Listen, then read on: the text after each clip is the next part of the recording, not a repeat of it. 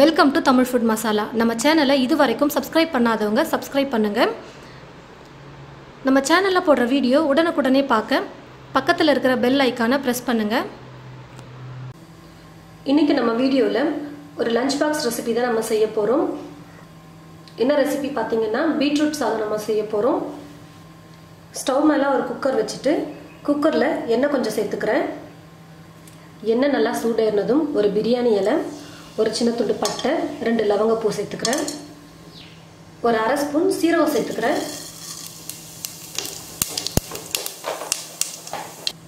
2 பெரிய வெங்காயம் எடுத்து மெல்லிசா கட் பண்ணி வச்சிருக்கேன், அதையும் சேர்த்துடுறேன்.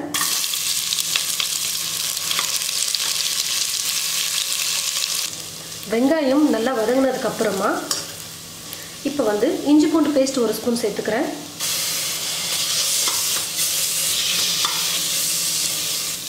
இஞ்சி பூண்டு பேஸ்ட் போட்டு 1 நிமிஷம் நல்லா வதக்கினா போதும். காரத்துக்கு தேவையான அளவுக்கு வெறும் மிளகாத்தூள் சேர்த்துக்கிறேன். தனியாத்தூள், உப்பு, மஞ்சள் தூள், இது எல்லாத்தையும் சேர்த்து இப்போ நல்லா மிக்ஸ் பண்ணிக்கலாம். ஒரு பீட்ரூட்டை எடுத்து நான் கேரட் துருவத்தில் துருவி எடுத்து வச்சுருக்கேன்.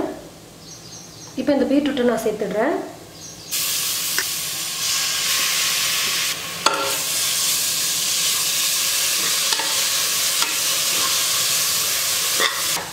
பீட்ரூட் துருவலை போட்டதுக்கு அப்புறமா ஒரு 5 நிமிஷம் நம்ம நல்லா வதக்கணும். உங்களுக்கு கொஞ்சம் ஸ்பைசி இன்னும் கொஞ்சம் அதிகமாக, இந்த டேஸ்ட் கொஞ்சம் டிஃப்ரெண்ட்டாக வேணும் அப்படின்னா நீங்கள் பிரியாணி மசாலா கூட நீங்கள் சேர்த்துக்கலாம். ரொம்பவே டேஸ்ட்டு சூப்பராக வரும். வேறு எதுவுமே வேண்டாம், வெறும் மிளகாய் பொடி மல்லித்தூள் மட்டும் போட்டால் போதும் அப்படின்னா நீங்கள் எப்படி விட்டுடலாம். வேணும்னா நீங்கள் கொஞ்சம் பிரியாணி மசாலா கூட நீங்கள் சேர்த்துக்கலாம். ரொம்பவே சூப்பராக இருக்கும் டேஸ்ட்டு. நல்லா 5 நிமிஷம் பீட்ரூட்டை எண்ணெயிலே நல்லா வதக்கிட்டேன். நான் இப்போது 200 கிராம் அரிசியை அரை மணி நேரம் ஊற வச்சு எடுத்து வச்சுருக்கேன். இப்போ இந்த அரிசியை சேர்த்துக்கிறேன்.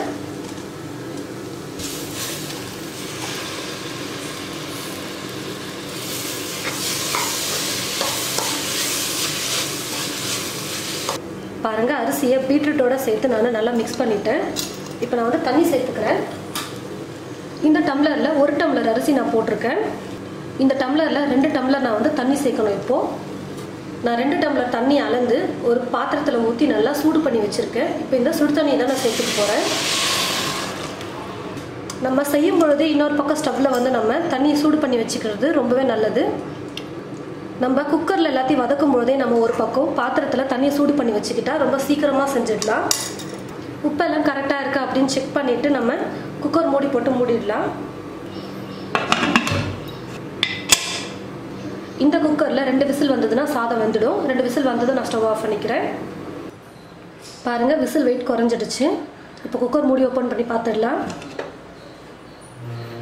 பாருங்கள், எவ்வளோ சூப்பராக வந்திருக்கு பீட்ரூட் சாதம். கொஞ்சம் கொத்தமல்லியை பொடியாக கட் பண்ணி வச்சுருக்கேன், அதை சேர்த்து இப்போ நான் மிக்ஸ் பண்ணிக்கிறேன். ரொம்பவே சூப்பராக கலர்ஃபுல்லாக வந்திருக்கு பாருங்கள் பீட்ரூட் சாதம். நிறைய குழந்தைங்க சாப்பிட மாட்டாங்க. அவங்களுக்கு இது போல் நம்ம செஞ்சு கொடுத்தோம்னா பீட்ரூட் இருக்கிறதும் தெரியாது.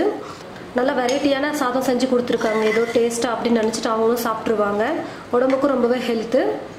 பாருங்கள், ரொம்பவே சிம்பிளாகவும் ரொம்ப சீக்கிரமாகவும் நம்ம பீட்ரூட் சாதம் ரெடி பண்ணிட்டோம். இது போல் நீங்களும் உங்கள் வீட்டில் ட்ரை பண்ணி பாருங்கள். ட்ரை பண்ணி பார்த்துட்டு எப்படி இருக்குன்னு கமெண்ட் பாக்ஸில் கமெண்ட் பண்ணுங்கள்.